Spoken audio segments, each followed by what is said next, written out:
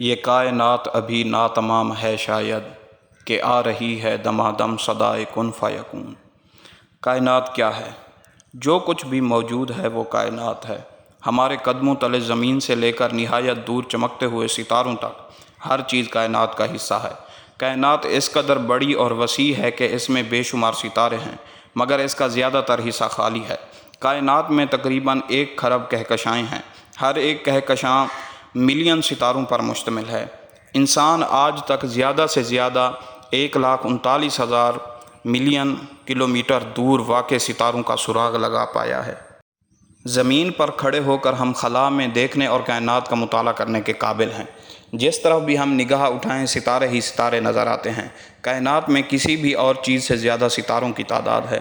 ستاروں کے بڑے بڑے گروہوں یا جھرمٹوں کو کہکشاں کہتے ہیں۔ کم از کم ایک ستارہ ایسا ضرور موجود ہے جس کے گرد سیارے گردش کر رہے ہیں۔ کائنات کی اس وسعت کے باوجود ہم صرف ایک جگہ پر ہی زندگی موجود ہونے کے بارے میں جانتے ہیں، اور وہ جگہ ہمارا کرۂ ارض ہے۔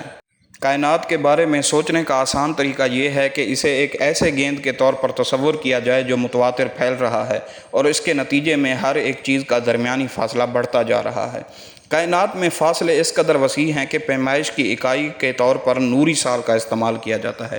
روشنی تقریباً 3 لاکھ کلومیٹر فی سیکنڈ یعنی کہ 1,86,000 میل فی سیکنڈ کی رفتار سے سفر کرتی ہے، اور روشنی اس رفتار کے ساتھ ایک سال میں جتنا فاصلہ طے کرتی ہے وہ ایک نوری سال کہلائے گا۔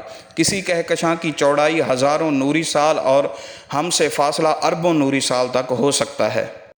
انسان کی دنیا جس کا ہم ادراک کر سکتے ہیں، کائنات کی وسعت کے سامنے ایک ذرے جیسی نظر آتی ہے۔ کرۂ ارض سورج کے گرد گھومتے ہوئے 9 سیاروں میں سے ایک ہے، اور ہمارے سورج جیسے 5 ملین ستارے ہماری ملکی وے کہکشاں میں موجود ہیں۔